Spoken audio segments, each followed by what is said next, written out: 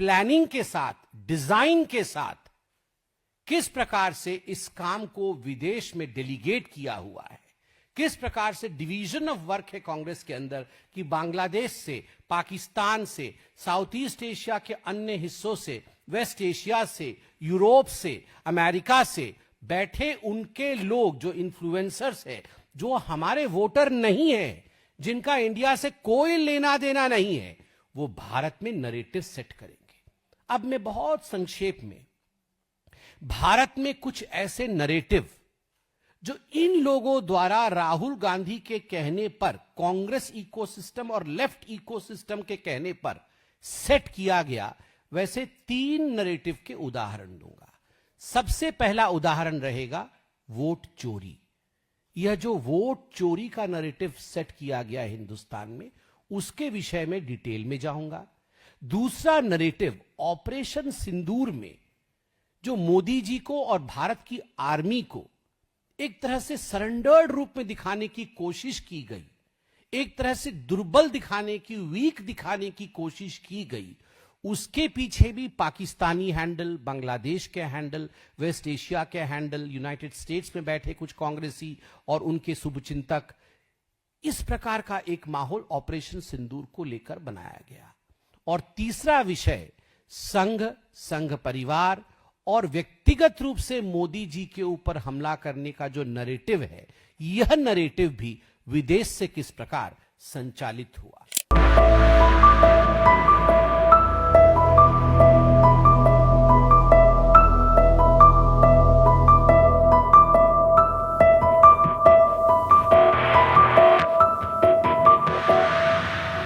तो आइए पहले वोट चोरी की तरफ हम जाते हैं।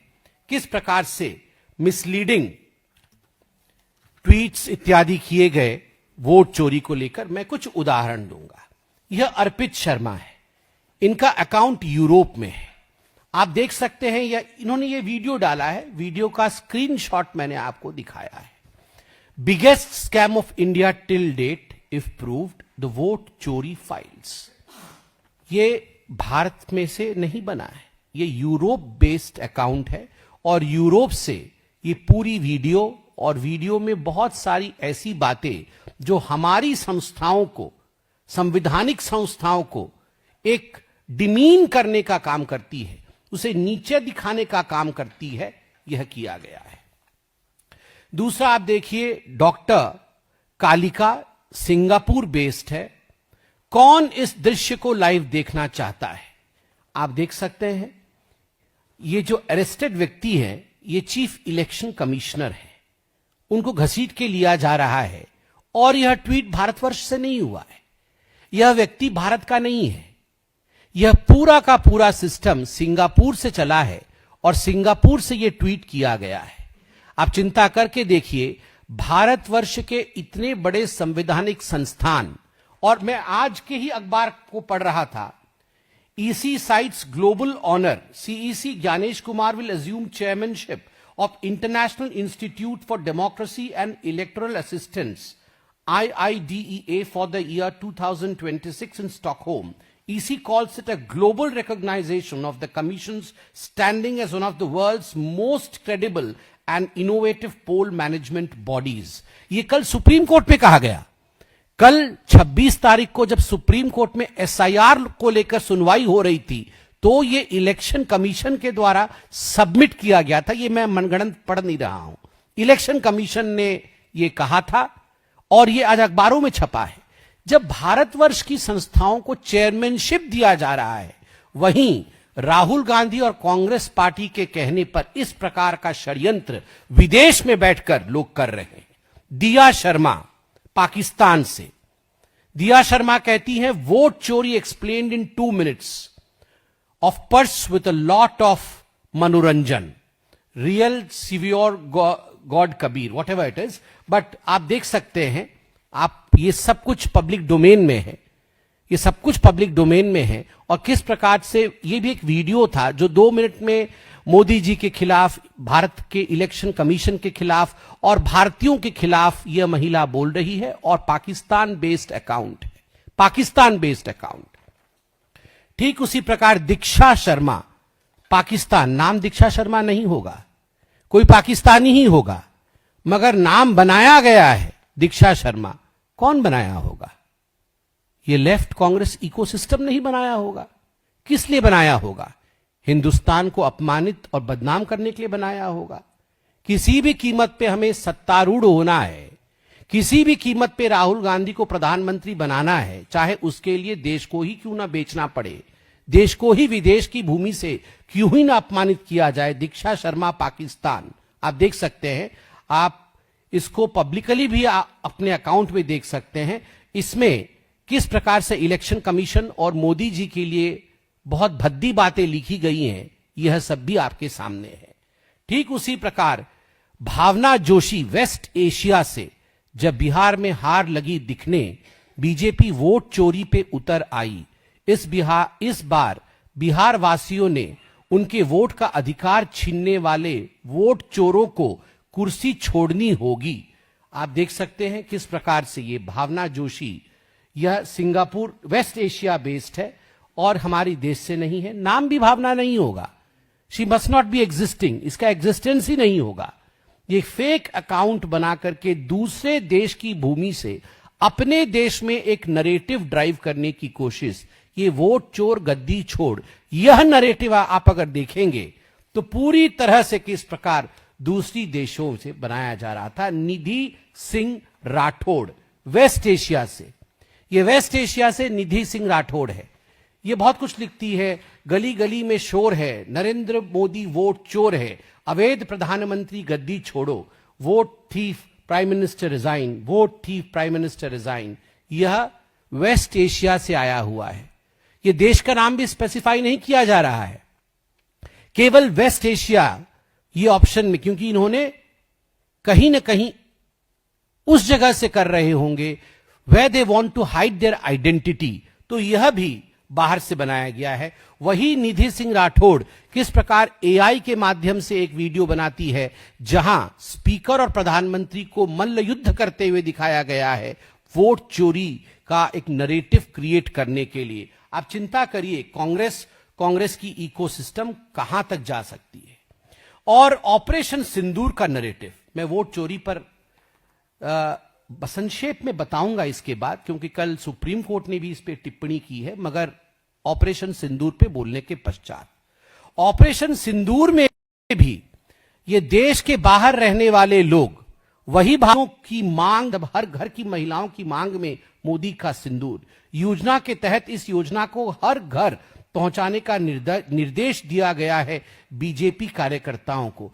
कितनी झूठी बात थी, आप बताइए। ये झूठी बातें भी वेस्ट एशिया से, पाकिस्तान से, सिंगापुर से चलाया गया।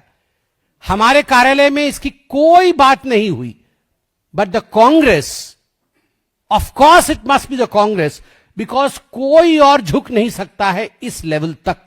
प्रधानमंत्री और देश की महिलाओं को बदनाम करने का ये जो चित्र है, आप सोचिए जरा। जिस पार्टी की अध्यक्षा कभी महिला थी, जिस पार्टी में अभी भी सोनिया गांधी जी का वर्चस्व है, उस पार्टी में महिलाओं को ऑपरेशन सिंदूर के नाम पे अपमानित और बदनाम करने के लिए फॉरेन सॉइल का इस्तेमाल किया गया। यहां भी ऑपरेशन दी डॉट सिंदूर को किस प्रकार बदनाम किया गया है, आप ये सब देख रहे हैं। ठीक उसी प्रकार मैंने जैसे कहा, मोदी जी को बदनाम करने, आरएसएस को बदनाम करने और राहुल गांधी को प्रमोट करने। ये आरुषि राजपूत है सऊदी अरबिया से, ये देखिए राहुल गांधी जी को प्रमोट कर रही हैं, फादर ऑफ अंधभक्त, ये राहुल गांधी। ये काटा लिया है सिंगापुर से, appreciation for Rahul Gandhi on his birthday. India is stronger because Rahul Gandhi refuses to give up on her. Rahul's courage lies in refusing to play politics of hate. He is reminded that India's soul still finds strength in compassion, debate and pursuit of justice. Rahul Gandhi PM बने, उसके लिए Singapore से भरसर कोशिश कुछ लोग कर रहे हैं। वोटर नहीं है, ये भारतीय भी नहीं होंगे, ये अकाउंट ही नहीं होंगे, मगर राहुल गांधी बने। हम राहुल के साथ कहां से? ये वेस्ट एशिया से है, यहां पर तो कोई है नहीं साथ में, तो वेस्ट एशिया से ही ढूंढा है साथ। West Asia, Pakistan, Singapore, Bangladesh, यहां से लोग साथ दे रहे हैं राहुल गांधी का, यह भी आप देख सकते हैं। ठीक उसी प्रकार कितने महान राहुल गांधी है, इसका सर्टिफिकेशन बाहर के देशों से किया जा रहा है। पूरे इस डॉक्यूमेंट में अनेकों ऐसे उदाहरण हैं जो विदेश के भूमि से हमारे देश में माहौल बनाने की कोशिश की जा रही है। अब मैं आता हूं एसआईआर को लेकर, जिस प्रकार से कुछ दिनों से बंगाल के अंदर माहौल बनाने की कोशिश की गई और कुछ महीनों से बिहार में वोट चोरी और वोट चोर गद्दी छोड़, इस प्रकार का नरेटिव विदेश की भूमि से भी बनाया गया। मुझे तो बड़ा आश्चर्य होता है कि कल सुप्रीम कोर्ट में जब ये पूरे विषय की सुनवाई कपिल सिब्बल जी खुद वकील के तौर पे कर रहे थे और चीफ जस्टिस ऑफ इंडिया की डबल बेंच इस विषय को सुन रही थी, तो मैं कहूंगा बारीकी से सुनवाई हुई है। और कल जो सुप्रीम कोर्ट का बयान है वो हम सब के लिए एक बहुत बड़ी सुनने वाला विषय है, एक बहुत बड़ी बात है। आप देखिए, आदरणीय ममता जी मुख्यमंत्री हैं वेस्ट बंगाल की। दुख इस बात का है, साधारण व्यक्ति क्या कहता है वो अलग बात है, इन्फ्लुएंसर क्या कहता है ये अलग विषय है, मगर जब एक मुख्यमंत्री कहती है कि आग लग जाएगा, देश टूट जाएगा, देश के नींव को हिला देंगे, भारतीय जनता पार्टी को छोड़ा नहीं जाएगा, हमारे ही कार्यकर्ताओं के खिलाफ उकसाया जाता है। बंगाल में न जाने कितने भारतीय जनता पार्टी के कार्यकर्ताओं को मारा गया है, मौत के घाट उतारा गया है, उसके बाद भी मुख्यमंत्री इस प्रकार की भाषा का प्रयोग करती है। सिद्दीकुल्लाह चौधरी उनके मंत्री हैं, टीएमसी के मंत्री हैं, और सिद्दीकुल्लाह चौधरी कहते हैं कि अगर एसआईआर होगा तो ये आग से खिलवाड़ होगा, आग से खिलवाड़। और तो हुमायूं कबीर के विषय में तो आप जानते हैं, वो तो चाहते हैं कि बेलडांगा में फिर से बाबरी मस्जिद बनाया जाए, विषय अलग है, मगर ऐसे लोग तो टीएमसी में है, दोबारा बाबरी मस्जिद भी बनाना चाहते हैं।